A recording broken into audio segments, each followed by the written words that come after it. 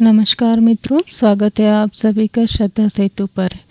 वह पावन स्थान जहां हम जोड़ते हैं आपको सनातन धर्म की दिव्य कथाओं से। आज हम सुनेंगे देवी भागवत की एक अत्यंत रहस्यमयी और रोमांचक कथा, जब देवताओं और दैत्यों के बीच छिड़ा भयंकर महासंग्राम, जब अधर्म की शक्ति बढ़ती गई और जब धर्म की रक्षा के लिए चला भगवान विष्णु का दिव्य अस्त्र सुदर्शन चक्र। कौन थी शुक्राचार्य की माता, क्यों करना पड़ा उनका वध, और इस घटना ने कैसे बदल दिया देव असुर संघर्ष का इतिहास। आइए श्रद्धा और विश्वास के साथ प्रवेश करते हैं इस दिव्य कथा में और जाने जब धर्म की रक्षा के लिए स्वयं भगवान को लेना पड़ा कठोर निर्णय। कथा शुरू करने से पहले चैनल को सब्सक्राइब करना ना भूलें। पिछले एपिसोड्स अगर देवी भागवत के नहीं देखे हैं तो आई बटन से आपको प्लेलिस्ट की लिंक मिल जाएगी, पिछले एपिसोड ज़रूर देखिएगा ताकि आप राम, कृष्ण, शिव और देवी की ऐसी ही पावन कथाएं सबसे पहले सुन सकें। बोलिए जय माता दी। मित्रों, पिछली कथा में हमने देखा कि कैसे भगवान विष्णु के आज्ञा देने पर दैत्यराज प्रहलाद असुरों को साथ लेकर वहां से प्रस्थित हो गए और उधर नर और नारायण की भी तपस्या आरंभ हो गई। उसके बाद जन्मेजय ने कहा, व्यास जी, तप को ही अपना सर्वस्व मानने वाले नर और नारायण भगवान विष्णु के अंशावतार थे। उनका चित्त सदा शांत रहता था। सात्विक गुणों का पालन करते हुए वे तीर्थ में रहते थे। जंगल के फल मूल ही उनके नित्य के आहार थे। उन धर्मनंदन तपस्वियों ने कभी असत्य का व्यवहार नहीं किया। वे महात्मा पुरुष थे। तब फिर वे युद्ध भूमि में उपस्थित हो परस्पर लड़ने के लिए क्यों उद्यत हो गए? किस कारण उन्होंने तप जैसी उत्तम क्रिया का त्याग कर दिया? शांति के महान सुख का परित्याग करके उन मुनियों ने क्यों प्रहलाद के साथ युद्ध ठान लिया? देवताओं के वर्ष से पूरे 100 वर्ष तक वे लड़ते रहे। महाभाग नर और नारायण और प्रहलाद परस्पर संघर्ष क्यों छिड़ गया? आप इस विग्रह का कारण बताने की कृपा करें। व्यास जी कहते हैं, राजन, धर्म का निर्णय करते समय सर्वज्ञ मुनियों ने संसार के मूल कारण अहंकार को सत्वादि भेद से 3 प्रकार का बतलाया है। अतएव मुनिवर नारायण शरीरधारी होकर इसका परित्याग कर दे, वह उनके लिए अवैध काम था। बिना कारण कार्य की संभावना नहीं होती, यह निर्धारित विषय है। जब हृदय में सात्विक भाव उत्पन्न होता है तब यज्ञ, तप और दान होते हैं। महाभाग रज और तम के प्रभाव से मन में कलह की भावना उत्पन्न हो जाती है। राजेंद्र, अहंकार के बिना एक छोटी सी क्रिया भी, चाहे वह उत्तम हो या मध्यम, कदापि कार्य रूप में परिणित नहीं हो सकती। जगत में अहंकार से बढ़कर बंधन में डालने वाला दूसरा कोई पदार्थ नहीं है। अहंकार से बना हुआ यह विश्व उसे त्याग कर स्थित रह जाए, यह भला कैसे हो सकता है? राजन, समस्त प्राणी अपने कर्म के अनुसार विवश होकर बार बार संसार में जन्मते और मरते रहते हैं। देवता, मानव और पशु आदि अनेक योनियों में उन्हें भटकना पड़ता है। रथ के चक्के की भांति इस संसार को सदा से परिवर्तनशील बताया गया है। प्रत्येक युग में जगत प्रभु जनार्दन नियमानुसार अनेक अवतार धारण करते हैं। महाराज, 7वें वैवस्वत मनवंतर में भगवान श्री हरि के जो अवतार हुए हैं उन्हें ध्यानपूर्वक सुनो। एक बार भृगु मुनि ने भगवान को शाप देना चाहा। उनकी बात सत्य करने के लिए श्री हरि ने अवतार लेने का वर दे दिया। महाराज, फिर अखिल जगत के अधिष्ठाता भगवान श्री हरि अनेक रूप से धरातल पर पधारने लगे। राजा जन्मेजय ने पूछा, महाभाग, भृगु ने भगवान विष्णु को क्यों शाप दे दिया? मुने, भगवान तो चराचर जगत के सृष्टा है। उनके द्वारा भृगु मुनि का कौन सा अप्रिय कार्य बन गया था जिससे मुनि कुपित हो गए? और भगवान विष्णु को जिन्हें सभी देवता नमस्कार करते हैं, शाप देने में उन्होंने कुछ भी संकोच नहीं किया। व्यास जी कहते हैं, राजन, भृगु जी ने जो शाप दिया उसका कारण बतलाता हूँ, सुनो। प्राचीन समय की बात है। हिरण्यकशिपु नाम का एक राजा था। कश्यप जी उसके पिता थे। उस समय जब कभी भी देवताओं के साथ देवताओं का परस्पर संघर्ष छिड़ गए जाता था और युद्ध आरंभ हो जाने पर सारे जगत में खलबली मच जाती थी। हिरण्यकशिपु के मर जाने पर प्रहलाद उत्तराधिकारी राजा हुए। उनके साथ भी इंद्र की भयंकर लड़ाई आरंभ हो गई। राजन, पूरे 100 वर्षों तक युद्ध होता रहा। उसे देखकर लोग आश्चर्य मानने लगे। देवताओं ने इतनी तत्परता के साथ युद्ध किया कि प्रहलाद को हार जाना पड़ा। उस समय प्रहलाद के मन में सहज ही बड़ा विचार हुआ। सनातन धर्म की विशेषता उनकी समझ में आ गई। अतएव राजन विरोचन कुमार बलि को राज्य पर अभिषिक्त करके वे स्वयं तपस्या करने के लिए गंधमादन पर्वत पर चले गए। राज्य पाने पर श्रीमान बलि का भी देवताओं के साथ ही विरोध हो गया। कुछ समय के बाद फिर अत्यंत भयंकर देव असुर संग्राम छिड़ गया। देवताओं एवं अमित तेजस्वी इंद्र के पराक्रम से इस बार भी दैत्यों की हार हो गई। राजन, उस समय इंद्र के सहायक बनकर भगवान विष्णु ने दैत्यों को राज्य से च्युत कर दिया था। हार जाने पर वे सभी दैत्य शुक्राचार्य की शरण में गए और बोले, ब्राह्मण, आप ऐसे प्रतापी हुए भी हमारी सहायता क्यों नहीं कर सकते हैं? भगवान, आप मंत्र के प्रकांड विद्वान हैं। आप हमारे सहायक न हुए तो धरातल पर हम ही नहीं रहेंगे। हमें विवश होकर पाताल में जाना पड़ेगा। व्यास जी कहते हैं, मुनिवर शुक्राचार्य बड़े दयालु थे। दैत्यों के कहने पर उन्होंने उत्तर दिया, दैत्यों, डरो मत। मैं अपने तेज से तुम्हारे लिए यहाँ रहने की व्यवस्था कर दूंगा। मंत्र और औषधियों से मैं निरंतर तुम्हारी सहायता करूंगा। तुम मन में उत्साह बनाए रखो, निश्चिंत हो जाओ। व्यास जी कहते हैं, तदंतर शुक्राचार्य का सहारा पाकर दैत्य निर्भय हो गए। गुप्तचरों ने यह निश्चित समाचार देवताओं के पास पहुंचा दिया। यह सुनकर सभी देवता इंद्र के साथ आपस में विचार करने लगे। शुक्राचार्य के मंत्र में महान शक्ति है, यह समझकर देवताओं के मन में घबराहट उत्पन्न हो गई। उन्होंने परस्पर विचार किया, जब तक दैत्य मंत्र का बल पाकर हमारी शक्ति का ह्रास करने में लगे, उसके पहले ही हम युद्ध करने में तत्पर हो जाएं और उन्हें हठ पूर्वक मार कर जो बचे खुचे रहे उनको पाताल भेज दे। यों राय करने के पश्चात देवताओं ने शस्त्र उठाया और क्रोध में उबलकर दैत्यों पर चढ़ाई कर दी। इंद्र की आज्ञा पाकर देवता दैत्यों पर टूट पड़े। भीषण मार से दैत्यों के हृदय में महान आतंक छा गया। वे भय से घबरा उठे। तब उन्होंने शुक्राचार्य की शरण ली और हमारी रक्षा कीजिए, रक्षा कीजिए, यूँ बार बार कहने लगे। यद्यपि दैत्यों में भी अपार बल था, फिर भी उस समय वे देवताओं द्वारा महान कष्ट भोग रहे थे। उनकी दुर्दशा देखकर शुक्राचार्य ने कहा, डरो मत। मंत्र और औषध के बल से शुक्राचार्य सब कुछ कर सकते थे। अतएव उन्हें देखते ही समस्त देव समुदाय दैत्यों को छोड़कर भाग चला। व्यास जी कहते हैं, इस प्रकार देवताओं के हट जाने पर शुक्राचार्य ने दैत्यों से कहा, महाभाग दानवों, पूर्व समय में ब्रह्मा जी ने मुझसे जो बात कही थी वह सुनो। भगवान विष्णु दैत्यों का वध करने के लिए सदा सतर्क रहते हैं। उनके हाथ अभी दैत्य वध होने वाला है। उन्होंने जिस प्रकार से वराह रूप धारण करके हिरण्याक्ष को मारा था तथा नृसिंह अवतार लेकर हिरण्यकशिपु की जीवन लीला समाप्त की, वैसे ही अब भी संपूर्ण दानवों को मार डालेंगे। वे बड़े उत्साही हैं। इसमें कुछ भी अन्यथा विचार नहीं करना चाहिए। यह जान पड़ता है कि वैसा समुचित मंत्र बल अभी मेरे पास नहीं है जिससे मेरे द्वारा सुरक्षित होकर तुम इंद्र एवं देवताओं को जीतने में समर्थ हो सको। अतएव प्रधान दानवों, तुम लोग कुछ समय तक प्रतीक्षा करो। मैं अब मंत्र की प्राप्ति अभ्यास के लिए भगवान शंकर के पास जाता हूँ। दानवेश्वरों, मैं महादेव जी से मंत्रों की सम्यक जानकारी प्राप्त करके जब लौटूंगा तब उनको भली भांति तुम्हें सिखा दूंगा। दैत्य बोले, मुनिवर, हमारी हार हो गई है। हम बिल्कुल निर्बल हो गए हैं। उतने समय तक प्रतीक्षा करने के लिए हम पृथ्वी पर कैसे रह सकेंगे?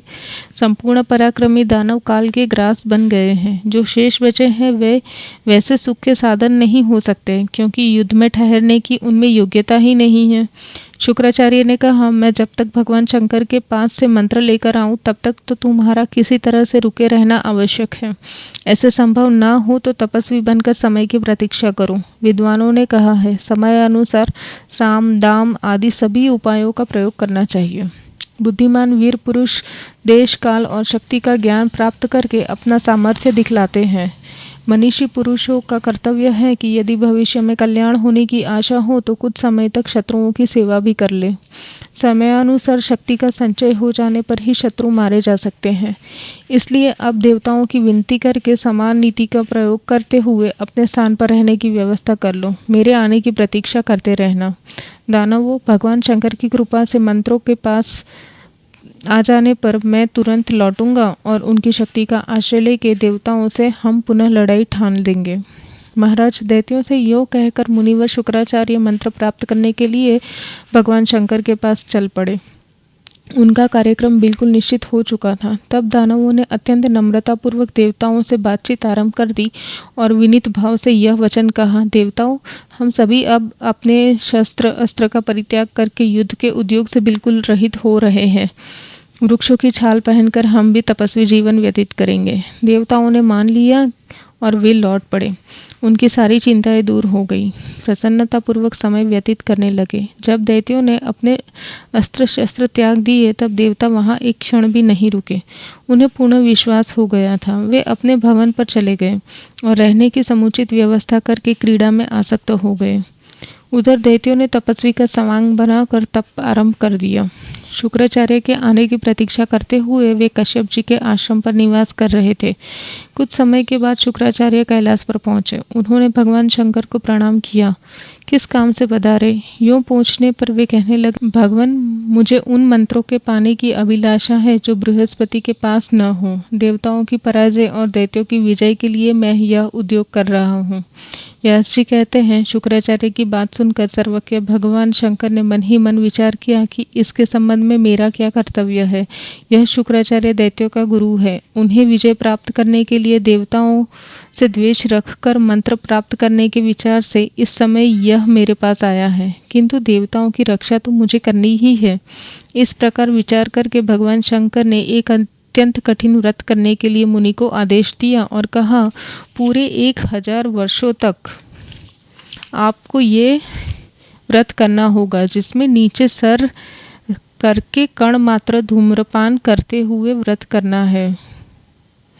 यदि इसमें तुम सफल हो गए तो तुम्हारे लिए मंत्र सुलभ हो जाएंगे। इस प्रकार कहने पर शुक्राचार्य ने भगवान शंकर के सामने मस्तक झुका दिया और कहा, बहुत ठीक देवेश्वर, मुझे आपकी आज्ञा शिरोधार्य है। मैं अभी से व्रत में लग जाता हूँ।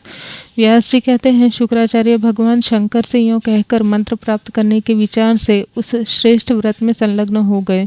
केवल धुएं के आहार पर रहने लगे। मन में शांति रखी। उन्होंने अपना कार्य बिल्कुल निश्चित कर लिया था।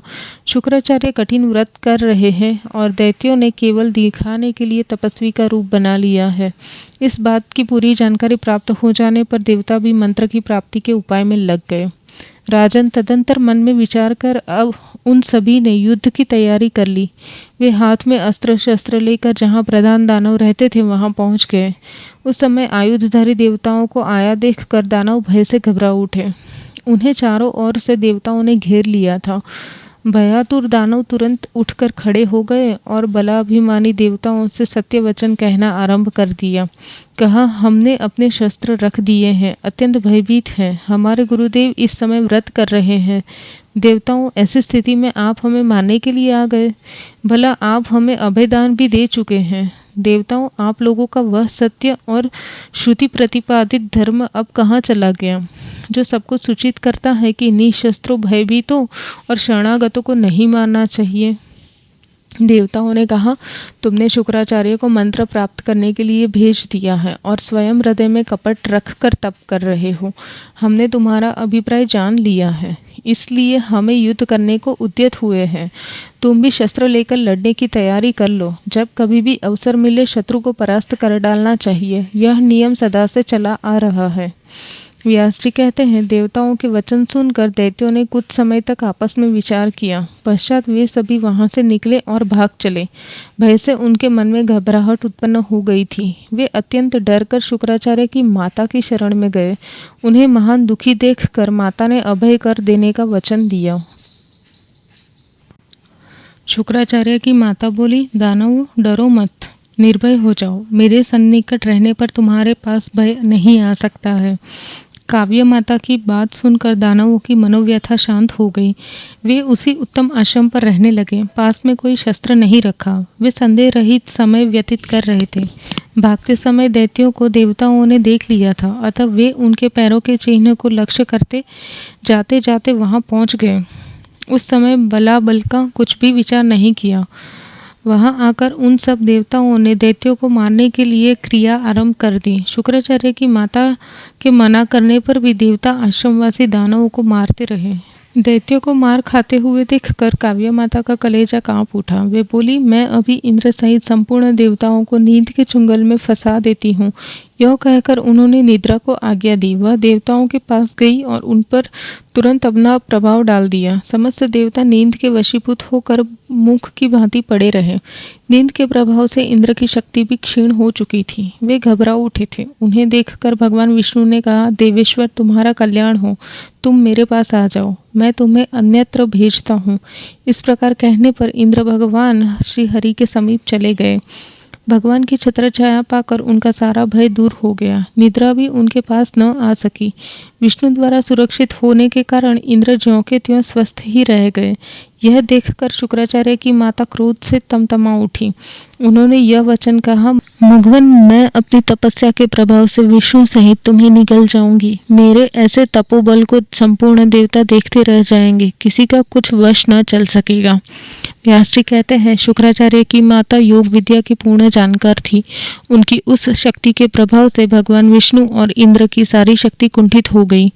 वे बिल्कुल फीके पड़ गए। यो अत्यंत कलेश में पड़े हुए उन महात्माओं को देखकर देवताओं के आश्चर्य की सीमा न रही। उनका हृदय क्षुब्ध हो उठा।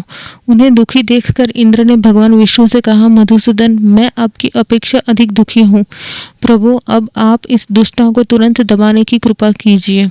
माधव, इसे अपनी तपस्या का अभिमान हो गया है। यह हमारे पर आक्रमण करे, इसके पहले ही आप उपाय करें। विष्णु, विचार करना इस समय अवांछनीय है। महात्मा इंद्र के यूं कहने पर भगवान विष्णु ने तुरंत सुदर्शन चक्र को याद किया। सुदर्शन चक्र निरंतर भगवान के अधीन रहता है। स्मरण करते ही पहुंच गया। देवराज के प्रेरणा करने पर कुपित होकर शुक्राचार्य की माता को मारने के लिए भगवान ने चक्र उठा लिया और तुरंत ही शुक्र माता का मस्तक धड़ से अलग कर दिया। उनकी मृत्यु देखकर इंद्र के आनंद की सीमा न रही। देवता भी अत्यंत संतुष्ट होकर भगवान विष्णु की जय जयकार मनाने लगे। सभी के मन हर्षोत्फुल्ल हो गए थे। उनका मानसिक संताप सदा के लिए शांत हो गया था। किंतु तभी से भगवान विष्णु और इंद्र के हृदय को स्त्री हत्या और भृगु मुनि का दुर्दश शाप, ये दोनों विषय सशंकित कर रहे थे। मित्रों, ये कहानी यहाँ ख़त्म नहीं होती है। शुक्र माता की हत्या तो हो गई, लेकिन आगे की कहानी में हम देखेंगे कि कैसे उनके पति भृगु ऋषि उन्हें फिर से जीवित करते हैं। भक्तों, यही थी देवी भागवत की आज की दिव्य कथा, जिसमें हमने देखा कि धर्म की स्थापना के लिए कभी कभी कठिन निर्णय भी लेने पड़ते हैं। अगर आपको यह कथा ज्ञानवर्धक और प्रेरणादायक लगी हो तो वीडियो को लाइक करें और अपने परिवार और मित्रों के साथ शेयर करें, ताकि सनातन धर्म की ये पावन कथाएं हर घर तक पहुंच सके। कमेंट में ज़रूर लिखिएगा जय माता दी, और बताइए कि अगली बार आप किस देवता या किस कथा को सुनना चाहते हैं। श्रद्धा सेतु चैनल को सब्सक्राइब ज़रूर करें, क्योंकि यहाँ मिलती है रामायण, महाभारत, पुराण और देवी देवताओं की अनसुनी कथाएं। अगली कथा में फिर मिलेंगे एक नई दिव्य कहानी के साथ। तब तक श्रद्धा बनाए रखिए, भक्ति में जुड़े रहिए। जय माता दी।